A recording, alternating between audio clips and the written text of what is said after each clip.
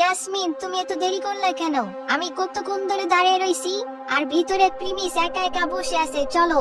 আরে রাস্তায় একটু জ্যাম ছিল। আচ্ছা যাই হোক, তুমি ওই ছেলেকে বলো নাই তো আমরা ওকে ব্যবহার করব? মানে ওকে আমাদের আসল প্ল্যান বলো নাই তো? ও যাতে না জানতে পারে এইসব। যখনই অভিজিৎ আমাকে প্রপোজ করবে তখন আমরা ওকে সত্যতা বলে মাপ চেয়ে নিব। আরে ভাই, আমি এতটাই ছোট না যে এগুলা বুঝুম না। আমি শুধু এইটাই বলছি, ওকে আমার বোনের বয়ফ্রেন্ড হইব।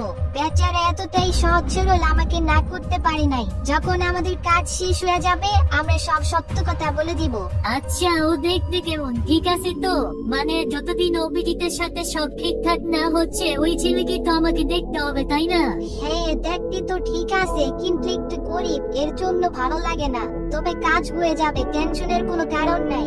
এরপর তারা দুইজন টি ক্যাফের ভিতরে প্রবেশ করতে থাকে, আর এইদিকে সেখানে প্রিমিস আগেই বসে বসে লেমন জুস খাচ্ছিল। প্রিমিসের মনে হচ্ছিল ভূমিকার কথায় রাজি হয়ে সে এখানে এসে নিজের পায়ে নিজেই কুড়াল মেরেছে। আর ঠিক তখনই সেখানে তার পিছন থেকে একটি আওয়াজ আসে। আরে এখানে আমার বোন আইসা পড়ছে, আর তোমার এখনো জুস খাওয়া হয় নাই? এতক্ষণ সময় লাগে জুস খাইতে? ভূমিকার কাজিন ইয়াসমিন প্রিমিসের ড্রেস আর চুল দেখে পেছন থেকে মনে করছিল এটা নিশ্চয়ই গরিব কেউ হবে, কিন্তু যখনই প্রিমিস পেছন থেকে তাদের দিকে তাকায় ইয়াসমিনের মাথার হুঁশ উড়ে যায়, কারণ তার বিশ্বাসই হচ্ছিল না তার বোন যাকে গরিব ভাবছে সে আর কেউই নয়, প্রিমিস চৌধুরী।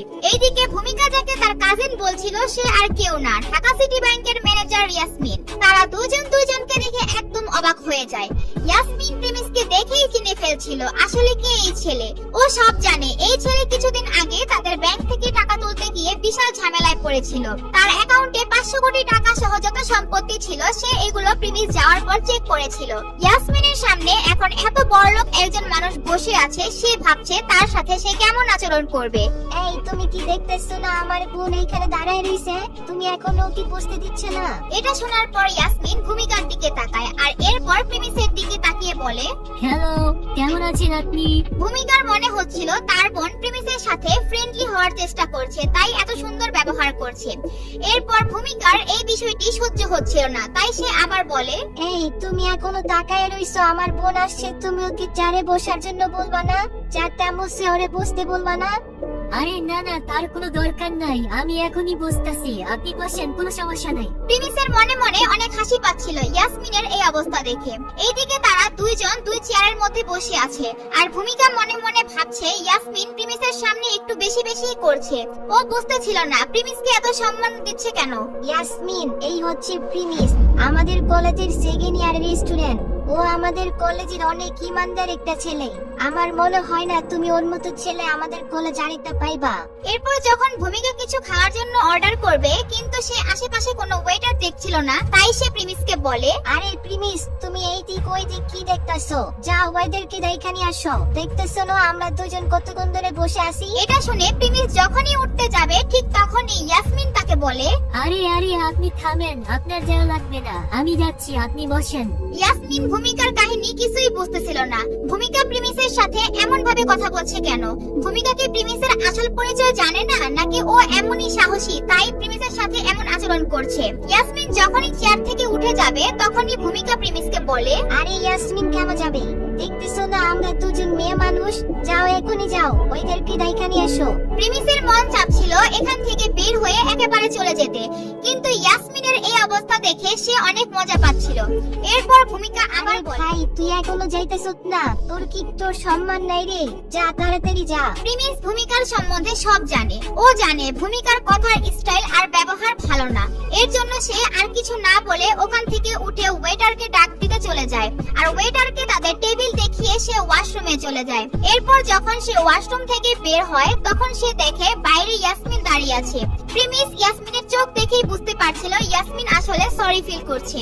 আমাকে মাফ করবেন স্যার, আমার অনেক বড় ভুল হয়ে গেছে, আর আপনি আমার বোনের কথায় কিছু মনে করবেন না। ও একদম পাগল, ও কার সাথে কেমন ব্যবহার করা লাগে সেটাই জানে না। ও আপনার সাথে এইভাবে কথা বলতেছিল, আমার খুব খারাপ লাগতেছিল। আরে এটা কোনো ব্যাপারই না, ও আমার সাথে সবসময় এমনই ব্যবহার করে। এর জন্য আমি ওর কথা কিছু মনেই করি না।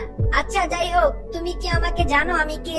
প্রিমিস এই কারণে এটা বলছে যে লাস্ট যখন ইয়াসমিনের সাথে ব্যাংকে তার ঝামেলা হয়েছিল, এরপর কি ইয়াসমিন তার আসল পরিচয় জানতে পেরেছিল, আর তাই কি সে তার সাথে এমন ভালো ব্যবহার করছে, নাকি সে ভূমিকার এমন খারাপ আচরণ তার কাছে খারাপ লাগছে, তাই সে প্রিমিসকে সরি বলছে। জি স্যার, আমি আপনাকে চিনি। আপনি যাওয়ার পর হেড ম্যানেজার আমাকে সব বলছিল। ইয়াসমিন শুধু তার ব্যাংক ব্যালেন্স সম্পর্কে জানতো, তার বাবার পরিচয় ও তাদের চৌধুরী পরিবারের কাহিনী সে জানতো না। কিন্তু তারপরও প্রিমিসের এই ব্যাংক ব্যালেন্সের কাছে ইয়াসমিন কিছুই না।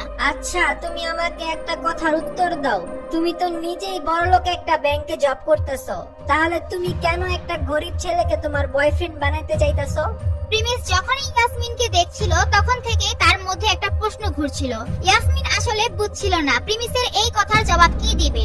যদি সে প্রিমিসকে তাদের প্ল্যানের কথা বলে দেয় তাহলে প্রিমিস এখানেই সব শেষ করে দিবে। প্রিমিস অভিজিতের চেয়ে কয়েকশো গুণ বড়লোক ছিল, তাই সে ভাবছিল সে যদি অভিজিতের জায়গায় প্রিমিসকে ফাঁসাতে পারে তাহলে ওর লাইফ সেট হয়ে যাবে। তাই সে এগুলা ভেবে প্রিমিসকে বলে, শেষবার যখন আপনার সাথে দেখা হয়েছিল, আপনারা দেখা আমি অনেক উল্টাপাল্টা ভাবছিলাম।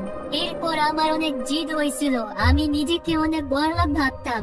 আমার মধ্যে হিউম্যানিটি বলতে কিছুই ছিল না। এর জন্য ভাবছি আমি নিজেকে ঠিক করার জন্য গরিব একটা ছেলের সাথে রিলেশন করব, আর পরে সব ঠিকঠাক থাকলে আমি তাকে বিয়ে করব। ইয়াসমিনের কথা বলার মধ্যে অনেক স্যাডনেস ছিল। সে ইমোশনাল হয়ে প্রিমিসকে বোঝানো আর বিশ্বাস করানোর চেষ্টা করছিল, কিন্তু প্রিমিস তো তাকে নিয়ে অন্য কিছু ভাবছিল, তাকে সন্দেহ করছিল সে অভিনয় করছে কিনা। আর ঠিক তখনই স্যার, আমি সত্য কথা বলতেছি, আমি আপনার সাথে মিথ্যা কথা বলতেছি না। আমি আপনাকে এগুলা কসম খেয়ে বলতে পারবো, আমি যা বলতেছি সব সত্য কথা। আচ্ছা ঠিক আছে বুঝলাম, কিন্তু আমি এখানে আপনাকে কোনো হেল্প করতে পারবো না। আর তুমি তো আমার আসল পরিচয় জানো, তো এর জন্য আমার মনে হয় না আমি তোমার জন্য পারফেক্ট। প্রিমিস তার মাথা থেকে এটা সরাতে পারছিল না যে ইয়াসমিন তাকে সব সত্য কথা বলছে। তার মনে হচ্ছিল ইয়াসমিন তাকে ধোকা দিচ্ছে। এর জন্য সে ভাবছিল ওকে যেভাবেই হোক দূর করতে হবে, কিন্তু এইদিকে ইয়াসমিনও এত সুন্দর একটা চান্স কোনোভাবেই ছাড়তে রাজি না। তাই সে প্রিমিসকে যে কোনো ভাবেই হোক হাতছাড়া করতে চাচ্ছে না। স্যার, এটার আরেকটা রিজন আছে। আসলে আমার ফ্যামিলি আমার জন্য ভালো একটা ছেলে দেখছে, ওর নাম অভিজিৎ। আমার ওই ছেলেকে একটু পছন্দ না, আর ওর পরিবার আর আমার পরিবার এটার পিছনে পড়ে আছে। আর আমি এটার পিছন ছুটানোর জন্য ভ্যালিড কোনো রিজন পাচ্ছি না, যাতে আমি ওকে আমার পিছন থেকে ছুটাতে পারি। স্যার, এই সমস্যার মধ্যে আপনি কি আমাকে হেল্প করবেন? Please sir, please. ইয়াসমিন প্রিমিসের হাত জোর করে রিকোয়েস্ট করছিল। কিছুক্ষণ আগেও ইয়াসমিন ভাবছিল এমন কি করলে অভিজিৎ তাকে খুব তাড়াতাড়ি প্রপোজ করবে। আর যখন ও জানতে পারলো তার সামনে প্রিমিস আছে আর প্রিমিস অভিজিতের চাইতে অনেক অনেক গুণ বড়লোক, তখন সে অভিজিতের কথা চিন্তা বাদ দিয়ে প্রিমিসের কথা ভাবা শুরু করলো।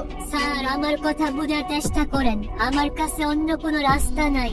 আমি জানি আপনি খুব কেয়ারিং একজন মানুষ, আর আপনি মানুষকে অনেক হেল্প করেন। এর জন্য প্লিজ স্যার আমাকে সাহায্য করেন। ইয়াসমিনের এই অ্যাক্টিং দেখার পর প্রিমিস কি গলে যাবে, নাকি সে এগুলো না মেনে সেখান থেকে সরাসরি চলে যাবে? ইয়াসমিন তো প্রিমিসের আসল পরিচয় সব জানে, তাহলে কি ইয়াসমিন এগুলা ভূমিকাকে সব বলে দিবে? আপনারা কি চান, প্রিমিসের আসল পরিচয় সবার সামনে ফাঁস হয়ে যাক, নাকি প্রিমিসের পরিচয় গোপন রাখবে? সেটা কমেন্ট করে জানান। আর আপনারা যদি দিবস গেমিং এর ভিডিওগুলো সবার আগে দেখতে চান তাহলে দিবস গেমিং এর ইউটিউব চ্যানেলটি সাবস্ক্রাইব করে নোটিফিকেশন বাটনটি বাজিয়ে রাখেন। আর ফেসবুক থেকে দেখে থাকলে ফলো করে শেয়ার করেন।